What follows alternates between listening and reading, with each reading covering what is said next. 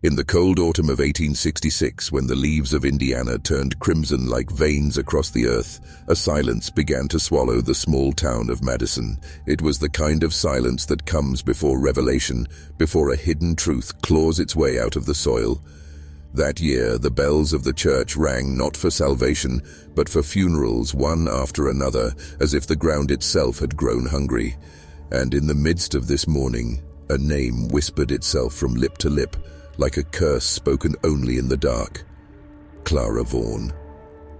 She was known as the bride who never removed her veil, a woman of beauty so severe it unsettled the men who dared to gaze too long, and yet she carried herself with a quiet sadness, as if something inside her was broken, or perhaps buried. The townspeople said she walked at night through the graveyard, clutching her white dress close, the hem already stained by the damp soil. They said she carried a spade, and when the dawn came, some noticed patches of disturbed earth among the graves, but none dared to ask her why. It was not until the first rumor began, the rumor that she did not simply visit the graves of the dead, but that she took something from them, that fear took hold. Fingers pointed, but always in whispers.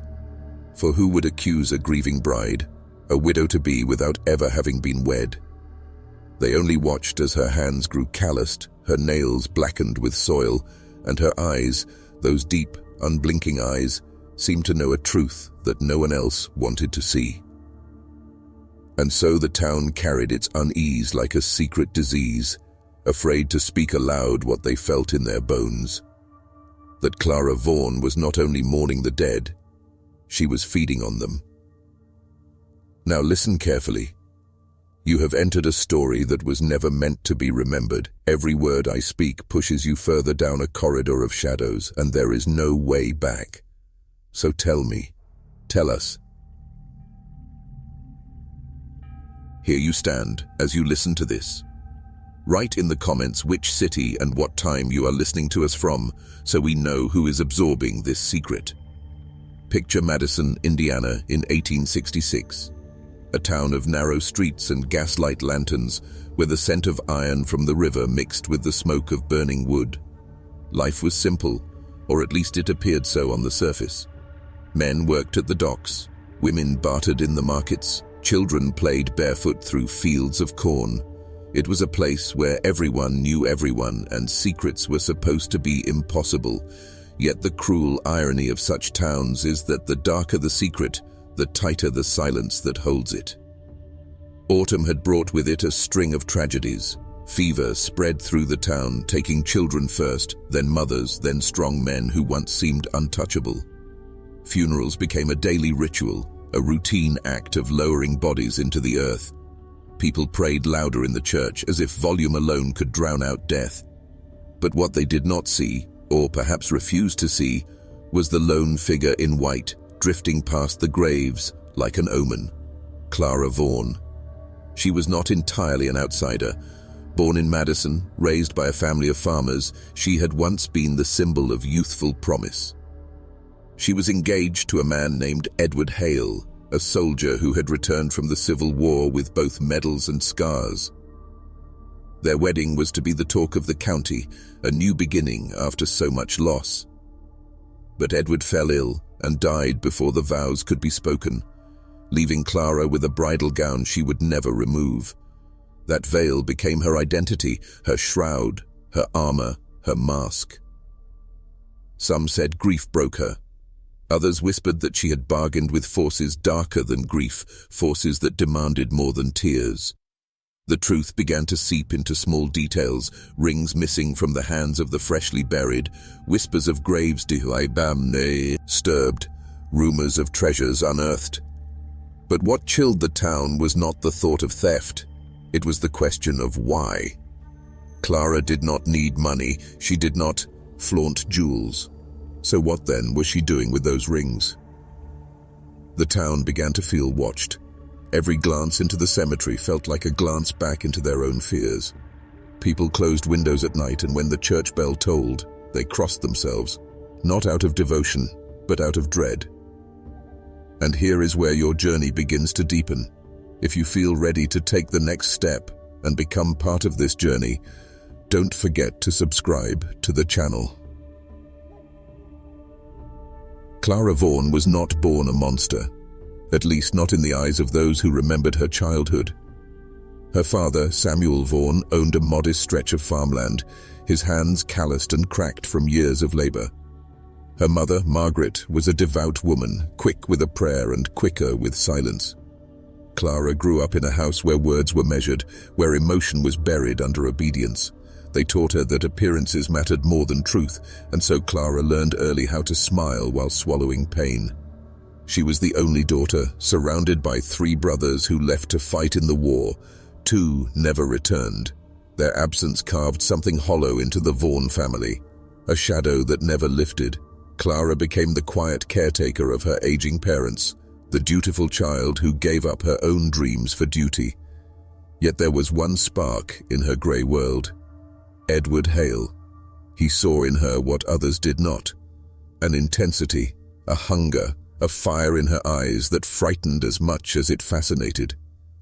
Their courtship was brief, their love fierce, and the town spoke of them as if destiny itself had tied their names together. But when Edward's body was lowered into the ground, Clara did not weep like the other widows. No, she stared into the earth as though she had been betrayed by the very soil that swallowed him. Witnesses said her hands clenched so tightly that her nails broke the skin, and blood ran down her palms. It was not grief that consumed her that day, it was rage. After the funeral, her behavior shifted. She wore the bridal gown daily, the veil covering her face even at the market, even in the pews of the church. Some swore she spoke to the graves, whispering words as though bargaining with the dead. Others claimed to see her kneeling in the cemetery at midnight, pressing her hands deep into the soil as if she could reach Edward through the dirt. And then, the pattern began. Each time a new grave was dug, Clara appeared within days. Each time, the jewelry of the dead vanished. Wedding bands, heirlooms, silver trinkets, all gone. But unlike a thief, she never sold them, never pawned them. She kept them close, hidden, as if each stolen ring was not wealth, but something far darker, something binding.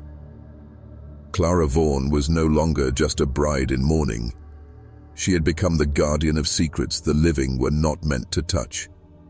The first to vanish was a child, 8 years old, a boy named Thomas, the son of a local blacksmith.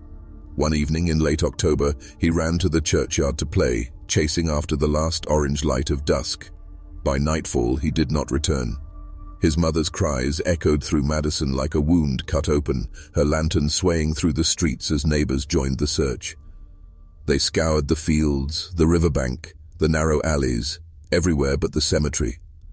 Few dared to walk among the graves at night, for they feared what they might find. By morning, the sheriff declared it a case of abduction. The boy was gone without a trace, and yet, when some townsfolk slipped into the graveyard with their lanterns, they found footprints pressed into the soft earth, small feet alongside the faint drag of fabric, a hem that trailed like a phantom. And near one grave, freshly disturbed, a ribbon lay half buried in the dirt. It was said to be Clara's. People whispered, but no on. He confronted her. How could they?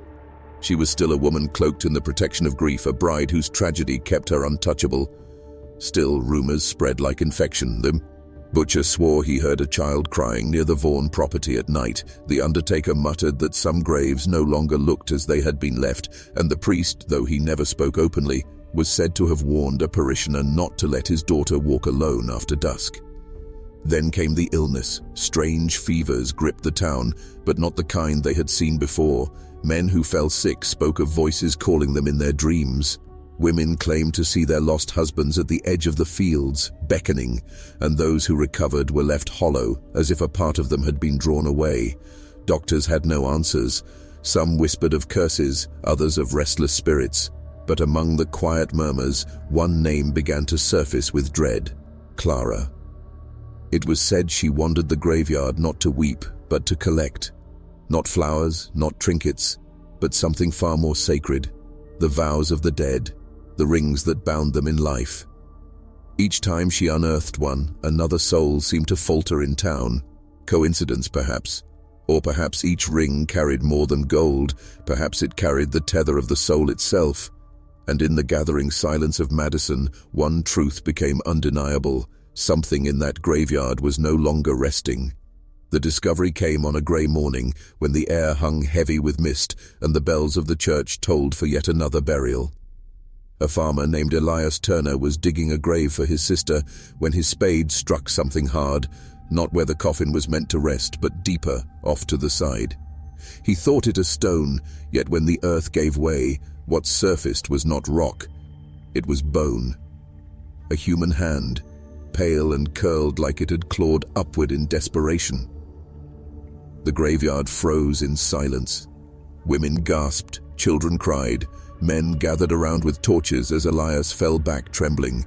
The coffin for his sister remained untouched, still sealed in the cart nearby. Whatever had been unearthed was not supposed to be there. The sheriff was summoned, the priest crossed himself, and together they pulled away more soil. What they uncovered chilled the blood of everyone present. 3 bodies stacked in a pit, not laid to rest in coffins but thrown together like discarded objects. Each body bore a striking similarity: rings missing from their fingers, earth packed into their mouths as though silenced even in death. And their faces, twisted in terror, suggested they had not been at peace when they met the soil. These were not honored burials, these were offerings. Panic spread quickly. The townsfolk whispered of grave robbers, of sacrilege, of someone who walked by night with unholy intent. But though they dared not speak it aloud, their eyes drifted toward the same figure, Clara Vaughan. She was seen that very morning, standing at the edge of the cemetery in her white gown, veil drawn, hands clasped tightly to her chest. And some swore they saw the faint glint of gold between her fingers. The sheriff questioned her, but Clara's words were like smoke, thin, evasive, impossible to hold. She claimed she wandered among the dead because they comforted her, that she prayed for the souls others had forgotten. She denied the theft of rings, denied the disturbed earth, denied everything. Yet her eyes betrayed her. They did not reflect sorrow, but possession, a hunger burning just behind the veil. That night, the cemetery was abandoned. Families barred their doors, lamps burned until dawn, and children were kept away from windows. The town was no longer just mourning its dead. It was fearing them. And Clara Vaughan, once the symbol of tragedy, had become something far darker. A bride whose vows extended beyond life itself. The sheriff of Madison was a man named Howard Pike, broad-shouldered, grey-bearded, a veteran of war who belied he had seen enough death to harden him against anything. Yet even he admitted that what lingered in the cemetery unsettled him. The pit of discarded bodies weighed on him like a curse. Still, he was a man of law, and the law demanded investigation. So Pike went to the Vaughan farm. He found Clara kneeling in the yard, her hands buried in the soil of a small garden, her veil trailing in the dirt. When she rose, her fingers were streaked with earth, and something small glittered in her palm before she quickly closed her fist. The sheriff demanded to see it, but Clara only smiled faintly, a smile so thin it chilled him, and walked inside her house. Inside, Pike described the air as stifling, filled with the faint scent of damp earth and decaying flowers. The furniture was draped in white sheets like forgotten ghosts. But what disturbed him most were the walls. Dozens of nails had been hammered into the wood, and upon them hung rings, wedding bands, signet rings, family heirlooms, all dangling in rows like trophies. Pike counted at least 30 before Clara blocked his view, her voice low, warning him that to take them is to break the vows they still hold. The sheriff arrested her. The townsfolk gathered in shock as she was led through the streets, her veil still covering her face, her wrists bound with rope. Many cheered, convinced the nightmare would soon end. Others watched in silence, afraid. For as Clara passed, some swore the air grew colder, and they felt their breath catch in their throats. But the triumph was short-lived. That night, Clara sat in the town jail, silent, unmoving, and by dawn, the blacksmith, father of the missing boy, was found dead in his home, his body stiff, his face frozen in terror, and his wedding ring missing. The jail cell still held Clara, untouched, yet her veil had somehow been removed and now lay folded neatly across the bench. The sheriff swore he had locked her veil away with her, yet none could explain how it had been placed there, separate from her body. Fear turned into hysteria. People whispered that binding Clara in chains would not bind her spirit, that her vows were stronger than iron. They began to wonder, was she truly a woman, or had the dead bride become something else entirely? Fear spreads faster than plague. By November of 1866, Madison was no longer the town it had been. Doors that once stood open were now barred shut. Neighbors who once shared meals now crossed the street to avoid each other. Every missing ring, every sickness, every shadow in the corner of the eye was whispered back to the same name, Clara Vaughan. But with Clara locked away in the jailhouse, the terror only grew worse, as if her confinement had unchained something far more dangerous. The townsfolk began accusing each other. A widow was beaten after being caught digging near her husband's grave. She swore she was only planting flowers. A shopkeeper was accused of hiding a stolen band of gold, though the ring was later found on the finger of the corpse it belonged to. Suspicion bled into paranoia. Families searched each other's homes. Husbands distrusted wives, and children were kept under watch as though every innocent game hid something sinister. And yet, the deaths did not stop. One by one they came. A schoolteacher found lifeless at her desk, a faint mark on her ring finger. A preacher collapsed mid-sermon, his last words a warning that the vows of the dead must not be disturbed. Always the rings were gone. Always the victims' faces bore that same frozen terror, eyes wide as though they had seen something unspeakable. The sheriff, once steadfast, began to falter. He returned to the jail one night to find Clara standing at the bars, veil restored over her face, though no one had given it back to her. She spoke quietly, almost tenderly. "You think the rings are mine, but I am only keeping them for those who ask me to. They call to me from the soil. They do not belong to you." And here lies the fracture of Madison. The people wanted blood, but they also wanted protection. Some begged to have Clara hanged, believing only death could end the curse. Others whispered that harming her would bring ruin to them all, that she was the only one standing between the living and the restless dead. By winter's first frost, Madison was no longer united. It was divided, broken, its people turning on one another like wolves in the dark. And all the while, in the center of their unraveling world, Clara Vaughan stood in her veil, silent, patient, waiting. The snow had just begun to fall when Madison decided to act. Weeks of whispered fear had curdled into rage, and rage always seeks blood. On a bitter night in December, a mob gathered outside the jailhouse, torches flickering against the frost-bitten dark. They shouted Clara's name like a curse, demanding her execution, demanding that the sheriff deliver her to the noose before the town itself perished. Sheriff Pike tried to resist.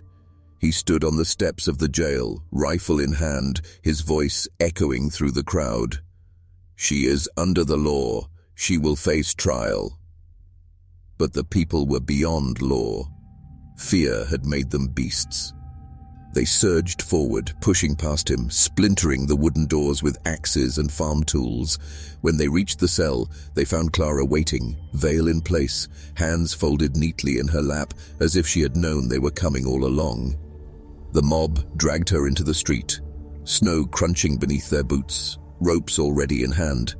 They tied her wrists, they cursed her name, they called her witch, demon, corpse bride. Yet through it all, Clara did not scream, did not resist. She walked with them, each step slow, deliberate, her gown trailing in the snow like a shroud. They brought her to the oak tree at the edge of town, the very tree where deserters had been hanged during the war.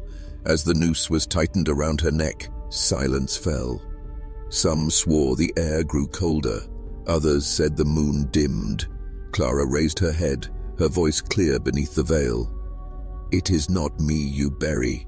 It is yours. Elves." The rope was pulled. Her body convulsed once, twice, and then fell still. The crowd cheered, believing at last that the nightmare was over. They left her hanging through the night, a warning to whatever darkness she carried. But by morning, the tree stood bare. The rope dangled, frayed at the end, swinging in the icy wind. Clara's body was gone. No footprints in the snow, no drag marks, no sign of struggle, only the faint imprint of a figure kneeling where the frost had melted away. And near that mark, half buried in the snow, lay 3 rings, wedding bands, still warm to the touch. From that day forward, the people of Madison stopped speaking Clara's name aloud. Yet every man who had stood beneath that tree swore that at night they heard a soft dragging sound outside their windows, like fabric across the ground, and the whisper of a bride who had not yet finished her vows. The weeks after Clara's hanging were not filled with relief, as the mob had hoped. Instead, a sickness of the soul settled over Madison. The men who had tightened the noose began to change first. Their faces grew pale, their sleep was broken by visions of Clara's veil drifting at the foot of their beds. They spoke of hearing whispers in the dark. "Return what you took. Return what you broke." Some locked their doors, others drank themselves into stupor, but nothing silenced the voices. Then came the deaths. One man was found frozen stiff on his porch, though the fire inside his home still burned. Another collapsed in the churchyard, clutching his chest, his wedding band missing from his hand. The blacksmith's widow swore that she saw her husband's ring hanging in her window one night, though she had buried it with him months before.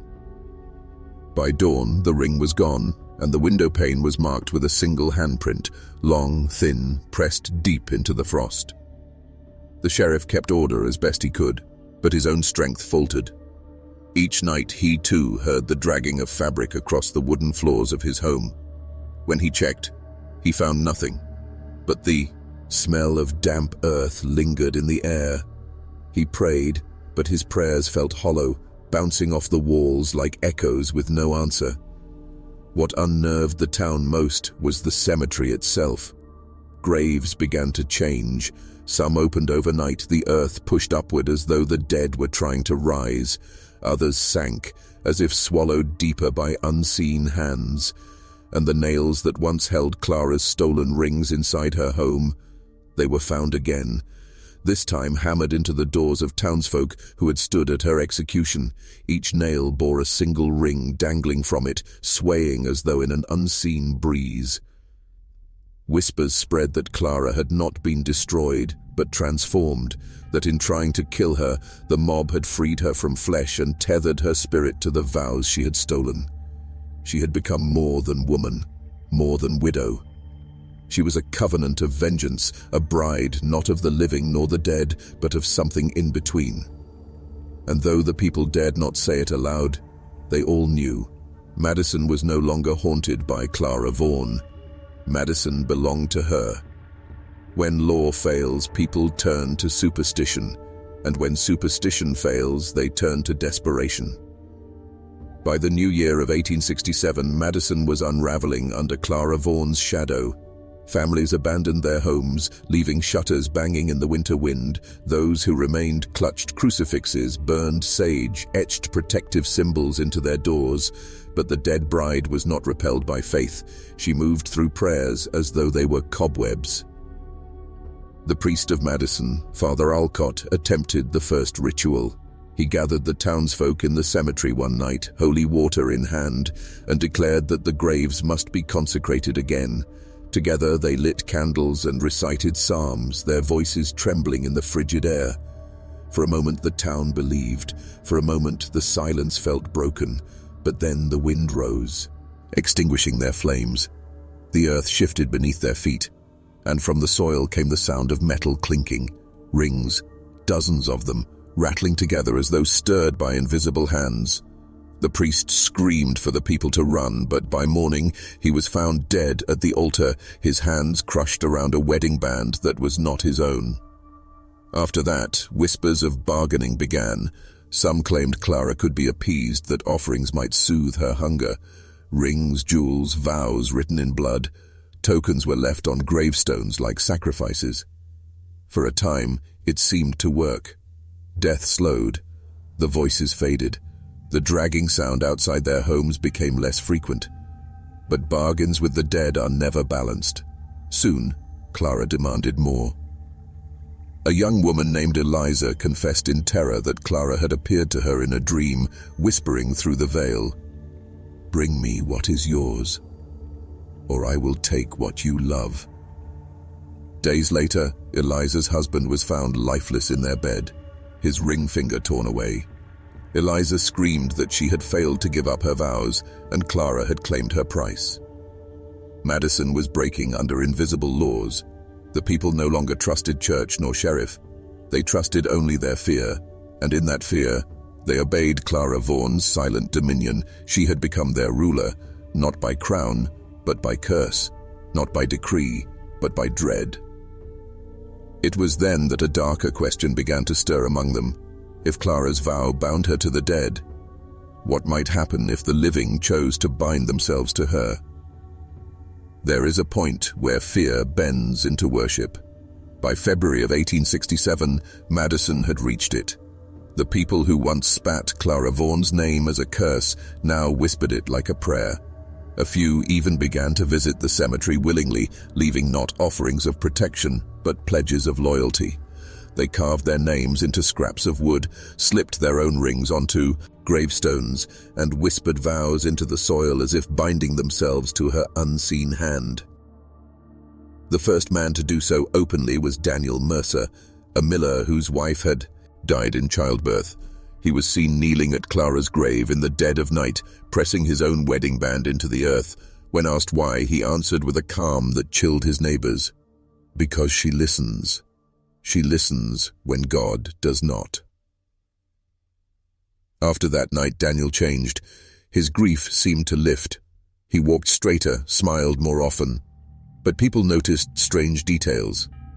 His shadow sometimes lingered even when he moved, his breath misted in warm rooms, and when he spoke, his words carried an echo, as if a second voice whispered behind his own. Others followed. Widows, drunkards, men who had lost children, those who felt abandoned by God sought Clara instead. They called her the Eternal Bride, the only one who had proven her vow unbreakable, even beyond death. These new devotees formed gatherings in secret, meeting near the oak tree where she had been hanged. There, they recited oaths in candlelight, slipping rings from their fingers and burying them at the roots. The sheriff tried to intervene. He dispersed one gathering, dragging Daniel Mercer by the collar and shouting that Clara's worship was madness. But as he pulled the man away, Daniel whispered something in his ear that turned the sheriff pale. He would not repeat the words, not even to his closest confidants. Days later, Pike began drinking heavily, his once firm resolve broken. Soon the town was divided not just by fear, but by devotion.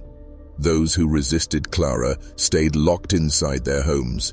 Those who embraced her roamed the streets at night, veils tied around their faces, whispering vows to the air. The lines between the living and the dead, between the grieving and the possessed, blurred until none could tell which was which. And in the silence of her grave, or whatever place now held her spirit, Clara Vaughan smiled. For Madison had ceased to resist her. It was beginning to belong to her. By the spring of 1867, the cult of the bride no longer hid in shadows.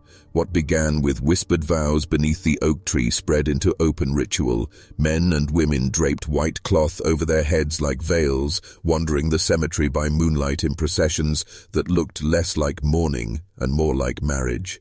They sang hymns not from the church, but from their own invention, low, droning chants that spoke of eternal vows, eternal rings, eternal soil. The church bells grew silent.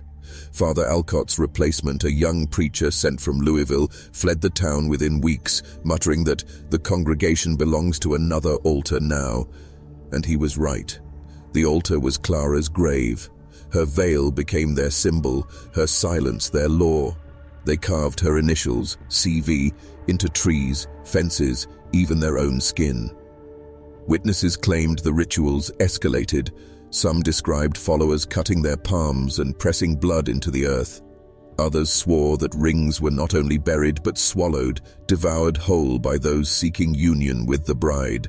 And at each gathering they said a figure in white walked among them. Not flesh, not shadow, but something in between, veil trailing, head bowed, hands outstretched.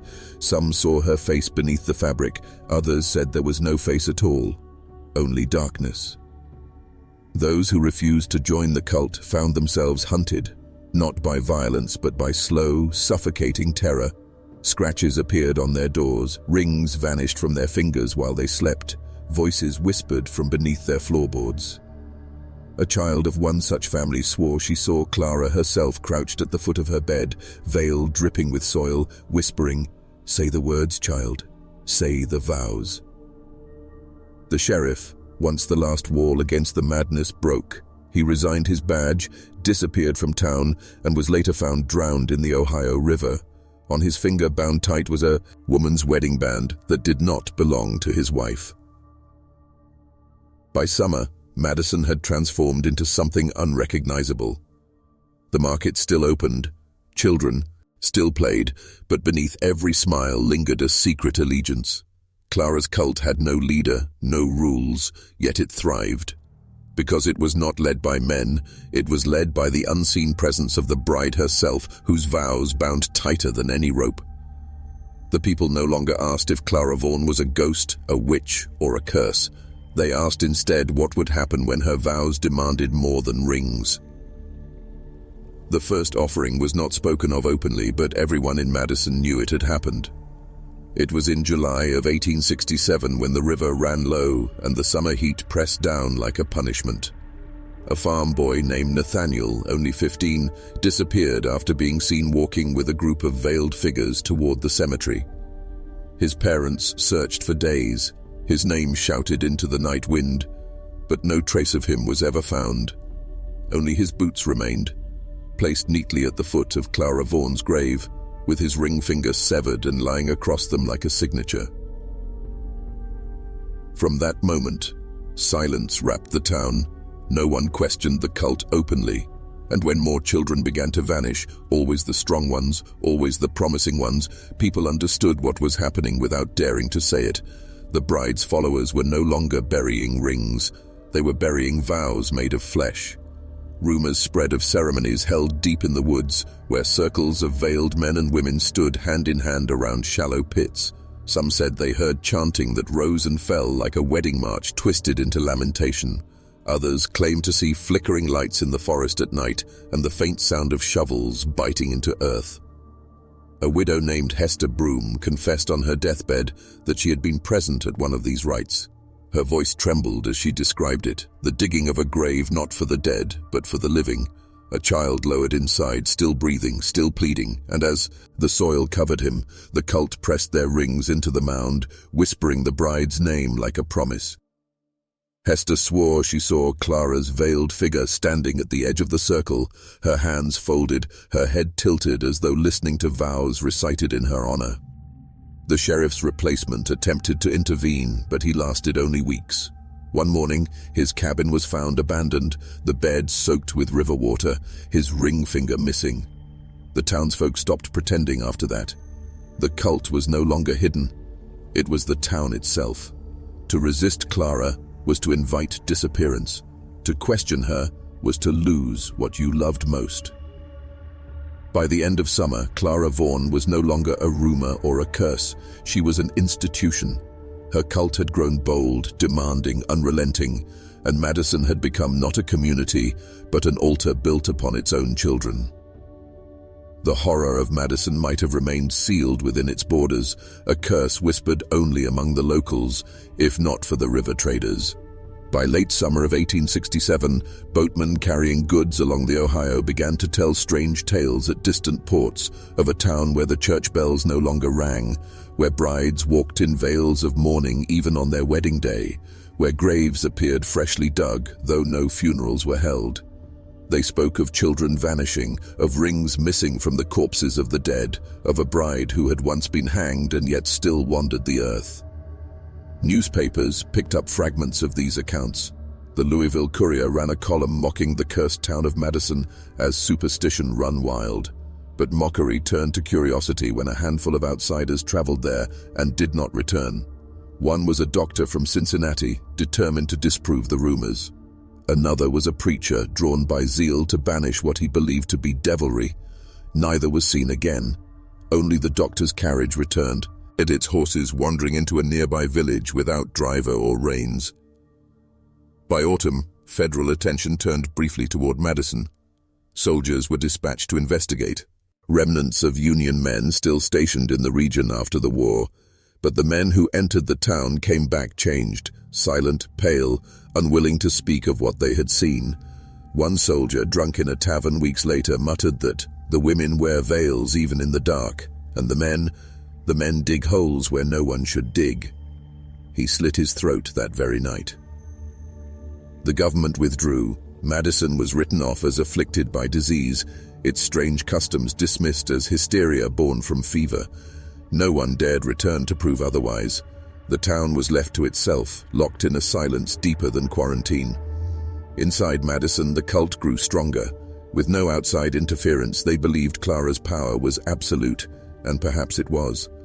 For each time a stranger wandered near the town, the bells of the church would toll, though no one had rung them for months.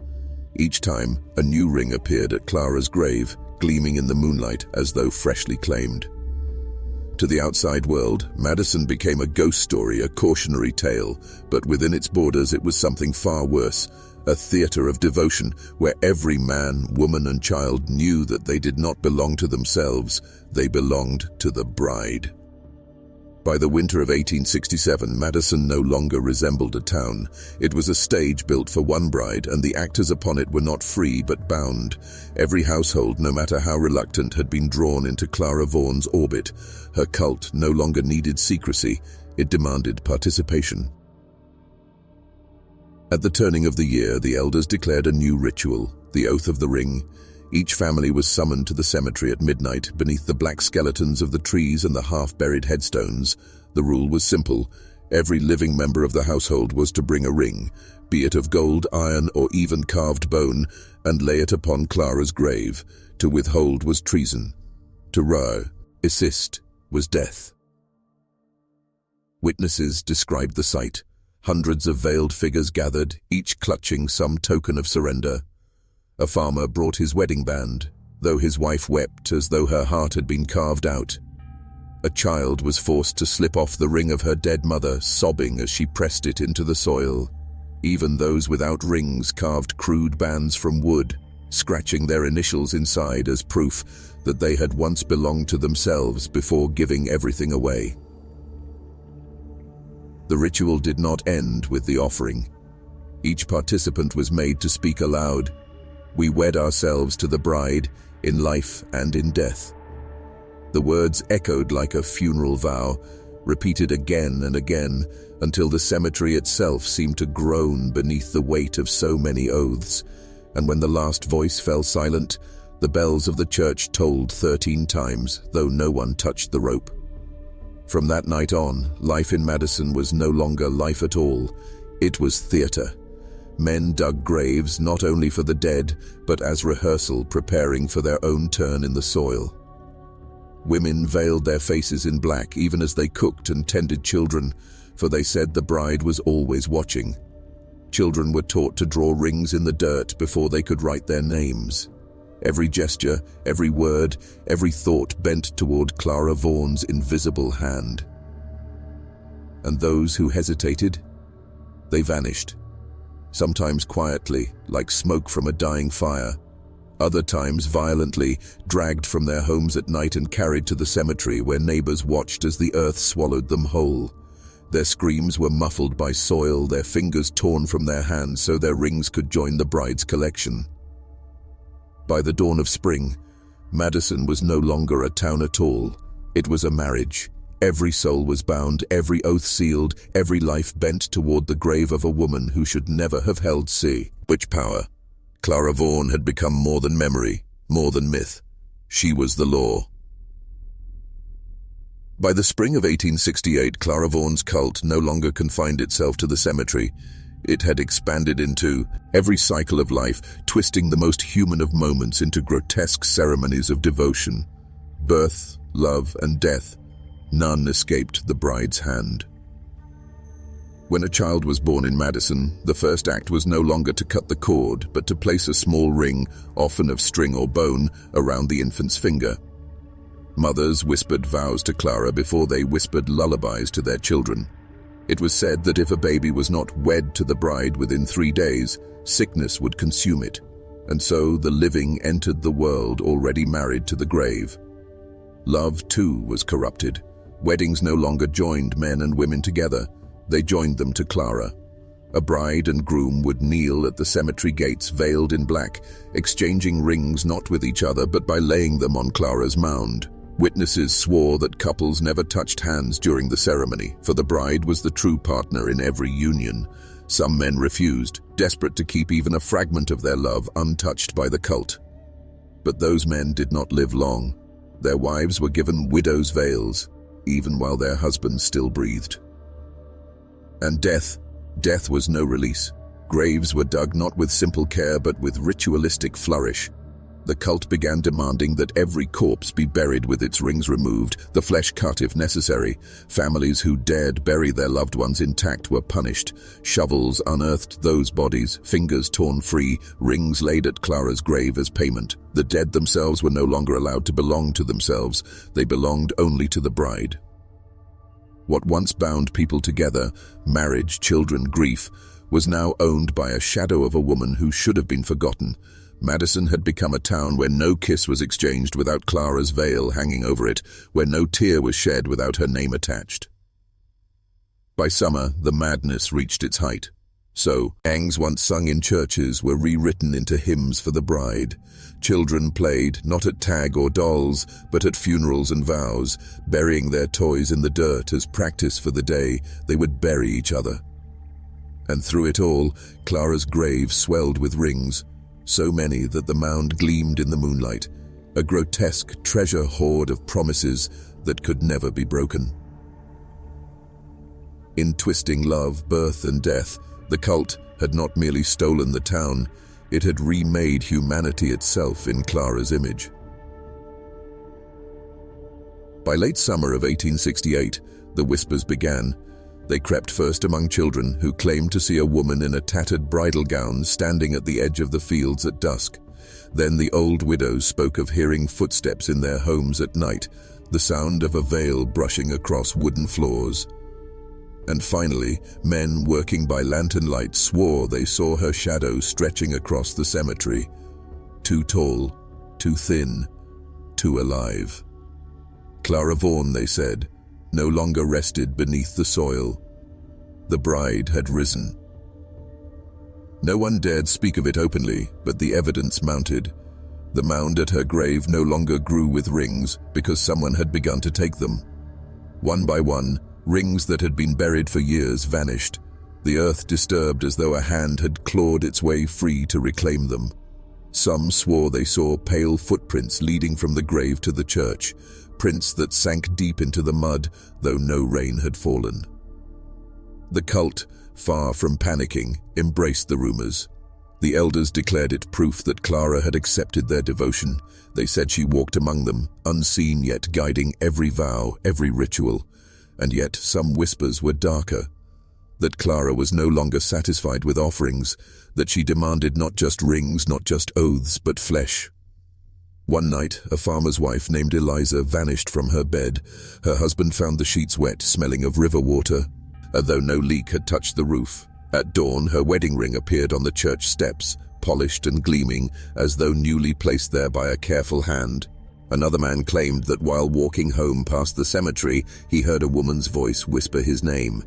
He turned and saw her, her veil torn, her face pale, her eyes like black glass. She raised her hand, and on it glittered not one ring, but dozens, stacked to the knuckle, each glinting with the vows of the town.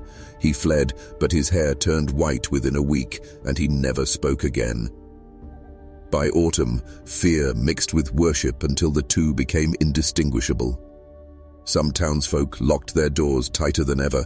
Others walked willingly into the fields at night, veiled and barefoot, whispering Clara's name as if begging her to choose them next. It was no longer just a cult. It was a haunting, a possession of an entire community. Madison was not living under Clara Vaughan. Madison was living with her. By the winter of 1868, the veil between the living and the dead was no longer a line. It was a doorway. And the people of Madison treated Clara Vaughan not as memory, not as myth, but as a bride awaiting her grand ceremony. A wedding, but not the kind meant for joy, nor for mortals. This was a wedding no one dared to describe in full, for even the attempt felt like blasphemy. The elders decreed preparations. Every family was ordered to weave veils of black cloth and hang them across their windows so that the town itself appeared dressed in mourning garb. Men carved rings of wood, bone, and even teeth, while women stitched gowns not for themselves but for a bride who had already been buried. Children were forced to practice processions, walking in slow circles around the cemetery, their heads bowed, their hands bound with twine to symbolize vows they could not escape. And then came the most chilling proclamation. The bridegroom must be chosen. Who he was, no one could say with certainty. Some whispered it would be a man of great strength, capable of carrying Clara's spirit into the future. Others claimed it would be a child, pure and unspoiled, a vessel untainted by the world. Still others insisted the groom was not of Madison at all, that strangers passing through were being watched, weighed, and perhaps even taken to fulfill a role they never agreed to play. The town prepared in silence, yet the air grew thick with hysteria.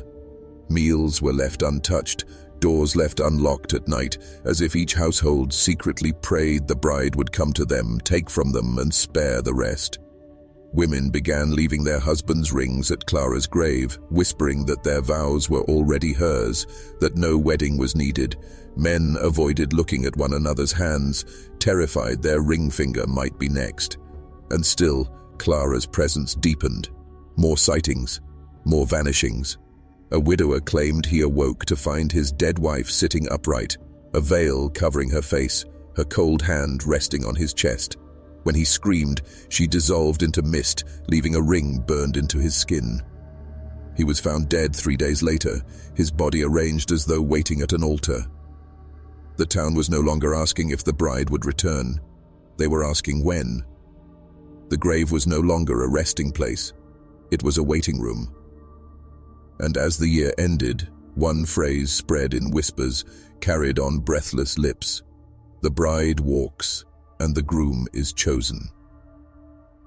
By the early months of 1869, the cult of Clara Vaughan reached its most fevered state. The town no longer resembled a settlement. It was a church, its streets an aisle, its homes pews, its graveyard the altar. And like all ceremonies, this one awaited its final consummation. The groom. The choosing began in secret, whispered among the veiled elders, though everyone in Madison felt the tension like a storm pressing against their skin. For weeks, families waited in dread, wondering whose door would be marked. Some men slept ept with axes beneath their beds, though none dared swing them when the elders came. Others abandoned their homes entirely, fleeing into the night, though most were later found in the river, their bodies bloated, their left hands severed, their rings delivered to Clara's grave. At last, the choice was revealed. The groom was not a man, nor a stranger. He was a boy of 16, Elias Turner, son of a carpenter. He had done nothing to deserve such a fate, nothing to distinguish himself beyond his youth and health. Yet that, the cult said, was why he had been chosen, a vessel unbroken, strong enough to bear the bride's spirit, pure enough to be consumed by her will. Elias's mother wept openly, tearing her veil from her face and screaming that her son was not Clara's possession. For this, she was taken. Neighbors reported hearing her cries carried to the cemetery, where they ended in silence. Days later, her ring was found on the mound, bent and blackened as though scorched by unseen fire. Elias's father, broken and trembling, did not protest. He placed his own ring beside hers, his head bowed, as if surrendering both wife and son in the same breath. The town then began its preparations in earnest. Seamstresses stitched a gown of bone-white cloth, not for a living bride, but for a spectre.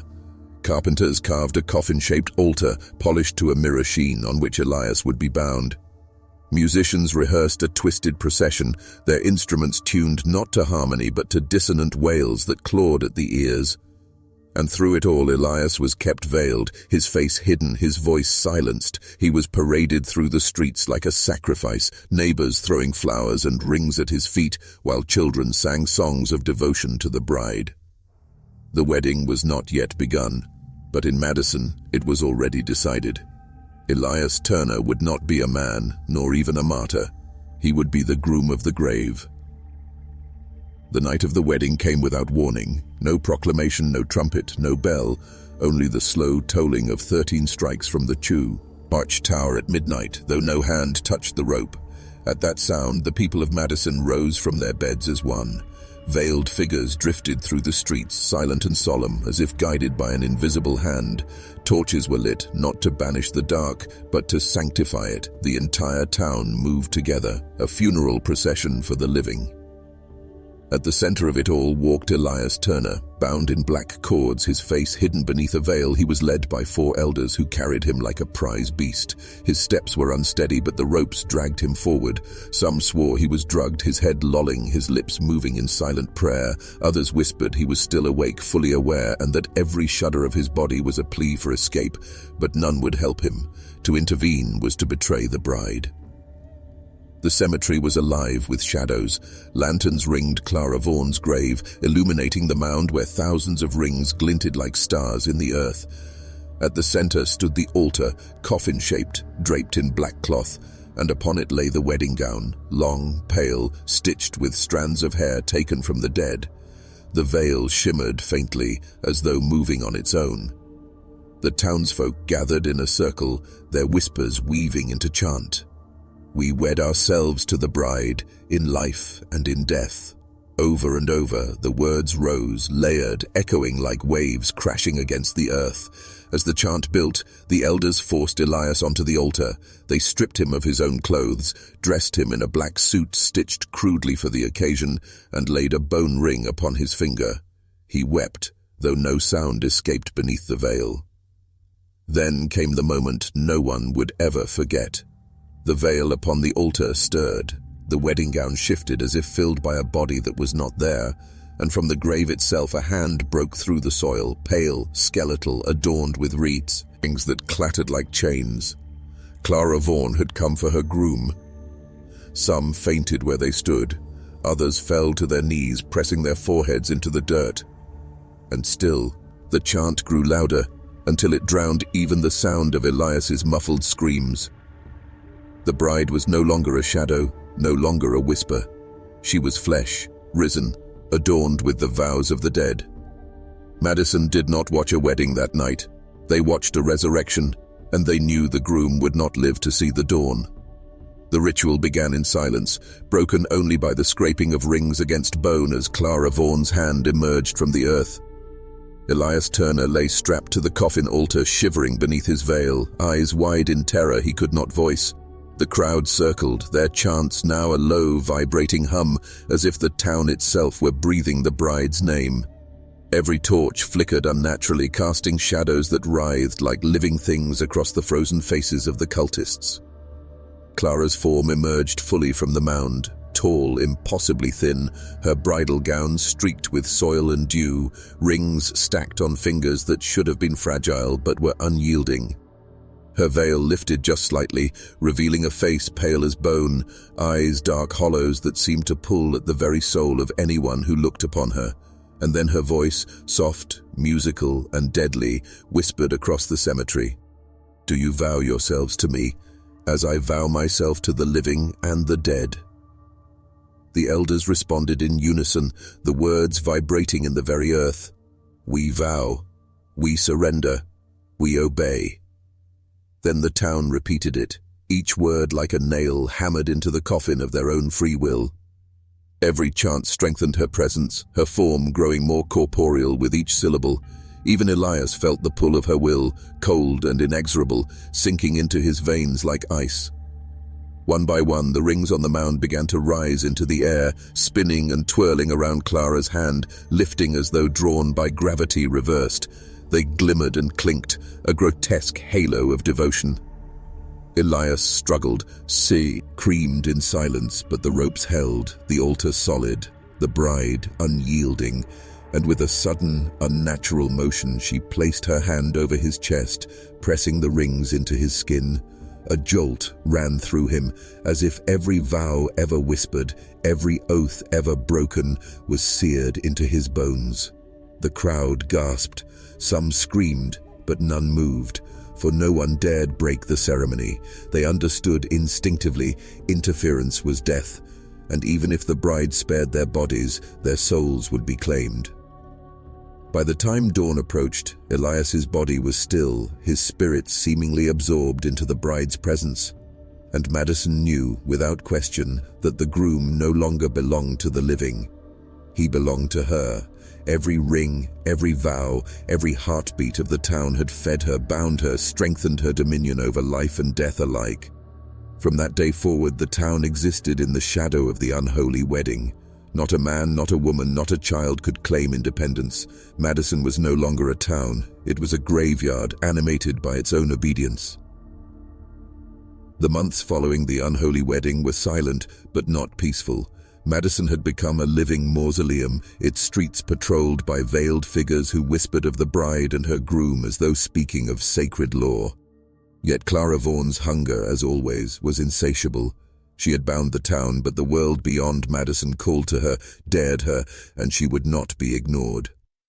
It began subtly. Travelers passing near the town reported seeing veils drifting along the edges of the fields, figures that appeared to step from shadow into moonlight without sound.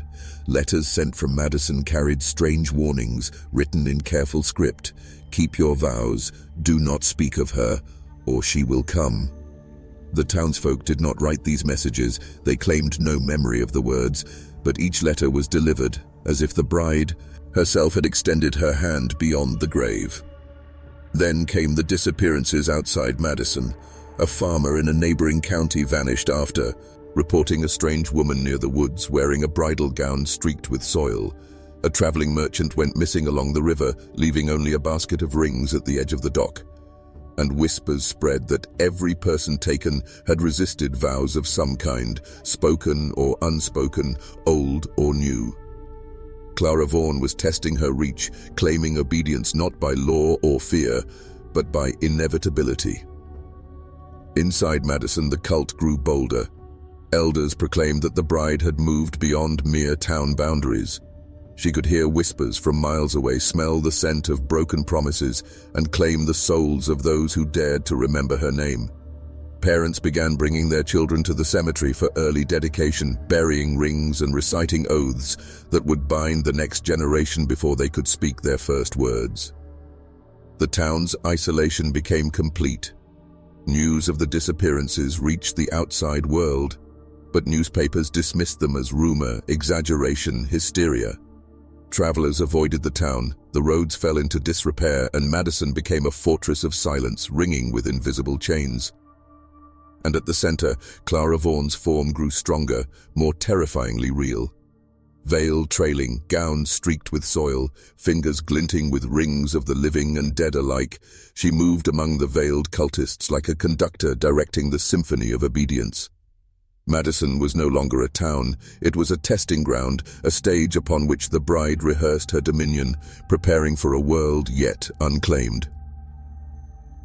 By the fall of 1869, whispers of Madison's darkness had reached curious outsiders, scholars, journalists, and skeptics drawn by tales of vanishing townsfolk and bridal phantoms.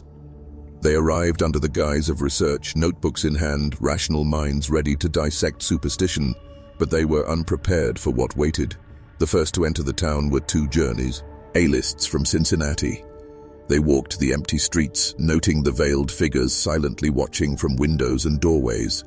The air was thick with the scent of earth and decay, and the snow, though months passed, seemed to linger in the shadows as if frozen by her will. They took notes, snapped sketches, and whispered to each other, trying to maintain reason. It was then they heard the soft dragging of fabric. At first, they thought it was the wind, but the sound grew closer, deliberate. The journalists turned and saw her, Clara Vaughan. She moved with an unnatural grace, gown trailing, fingers adorned with rings that glimmered with stolen light. Her veil shifted just enough to reveal eyes dark as midnight, sucking the courage from anyone who met her gaze. One journalist tried to speak, to ask a question, but the words caught in his throat.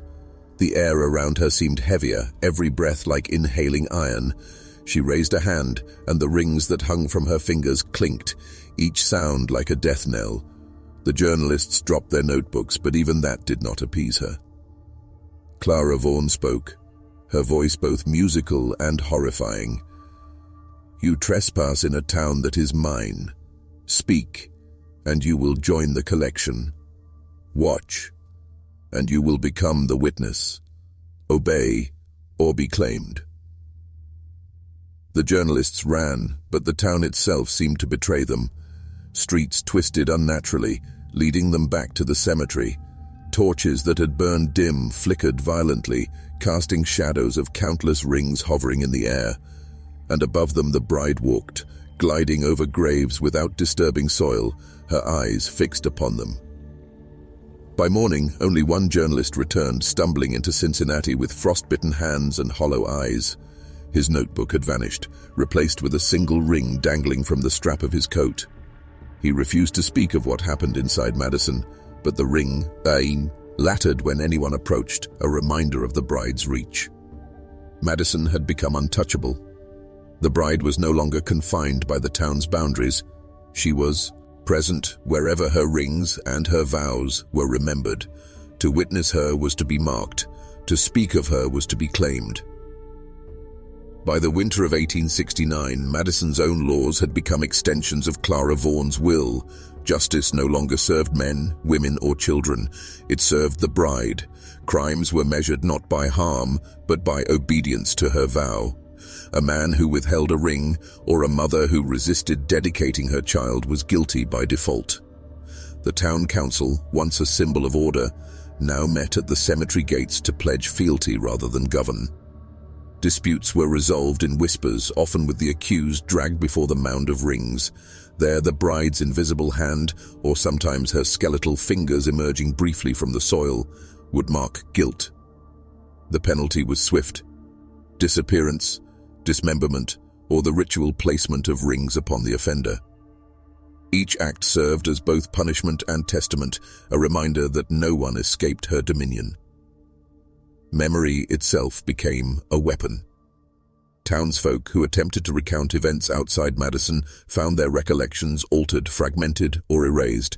Neighbors could swear they saw a child last week, yet the next day the child had vanished without any mark of passage. Photographs developed oddly. Shadows bent unnaturally around veiled figures. Rings appeared and disappeared from homes without explanation, reinforcing the notion that even objects were enslaved to Clara Vaughan's will. The cult no longer hid their ceremonies. Music, once soft and ritualistic, echoed across the town like an eternal wedding march. Children practiced vows under the snow-laden trees. Women laid rings in the graves of the dead, as if planting seeds. Men drilled silently in the streets, carrying wooden plows or shovels as symbolic tools of obedience. Even livestock seemed subdued, refusing to stray from paths that led toward Clara's domain. Strangers we rarely tolerated. A traveler caught in Madison after dark became part of the ritual, often never to be seen again. Sometimes only a ring remained, polished and warm, a token claiming the soul of the intruder. The town's borders had become a threshold, not just of geography, but of inevitability. Anyone crossing it, knowingly or not, fell under the bride's silent law. And Clara herself grew stronger with each transgression, each vow, each disappearance. She no longer simply haunted Madison, she wove it, bending the town, its people, and their memories to her design. Every act of obedience fed her presence, every act of defiance strengthened her control. Madison had ceased to be a place. It had become a living altar, a cathedral of devotion to a bride who had claimed more than a town. She had claimed eternity itself. By the spring of 1870, rumors of Madison's darkness had reached far beyond the Ohio River, carried on hushed whispers in taverns, letters, and fearful gossip among traveling merchants. Scholars, clergymen, and thrill-seekers began speculating that the town was no ordinary settlement, that something profoundly unnatural held sway there. But curiosity was dangerous. Those who investigated often vanished, leaving only a ring, a note, or a pale warning behind.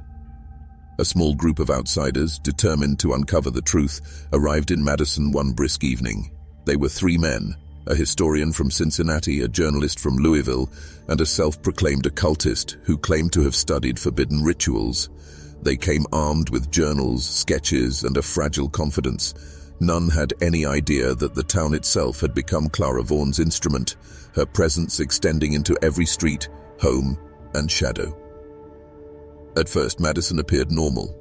Children played, women baked bread, men worked in the fields, but the air carried a subtle weight, a pressure against the lungs, a quiet insistence that eyes should not wander. Veiled figures watched from windows, their movements synchronous, almost mechanical. The trio pressed on, documenting and whispering theories, unaware that each step, each observation was noted by a force far beyond comprehension. That night they followed the faint glow of torches to the cemetery. There the mound of rings glimmered beneath the moonlight. At its center, Clara Vaughan stood fully corporeal, her gown streaked with soil, veil fluttering even without wind, and her fingers adorned with rings so numerous that they glinted like shards of frozen light. The outsiders froze, the air thickening around them. One dared to step forward. His foot sank into soil that had no right to give way, and a whisper echoed in his mind. "You do not belong here." Suddenly the rings lifted from the mound, spinning around her like a cyclone of metal. The outsider's hands were jerked violently, as if invisible cords had wrapped around them. The occultist screamed, the historian's pen shattered in his grasp, the journalist fell to his knees weeping. The bride's presence was no longer distant, no longer abstract. She was here, demanding devotion, testing courage, punishing curiosity. By dawn, only one of the three remained. His mind was hollowed, his voice trembling, and a single ring hung from his coat, a reminder of the bride's mercy or her claim. He fled, unable to speak of what he had seen, knowing that any description would summon her. Madison remained untouched. To outsiders, the town was a mystery, perhaps a legend.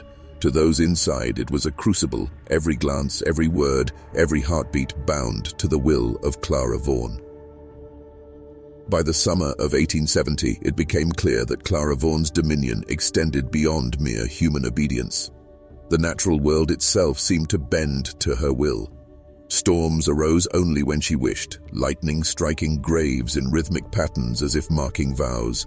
Winds whispered across the fields, carrying fragments of her chant, and the river Knee. Our Madison ran black at times, reflecting nothing but the pale glow of her veiled figure. Animals behaved unnaturally.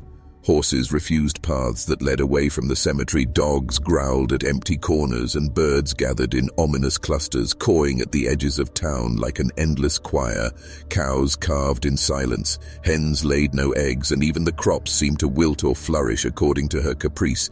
Those who tried to plow fields or herd livestock against her wishes found themselves trapped in invisible walls, forced to retreat until the town's obedience resumed. Time itself began to warp. Days seemed longer, nights darker, and the moon often appeared red as if bleeding for the vows that sustained her.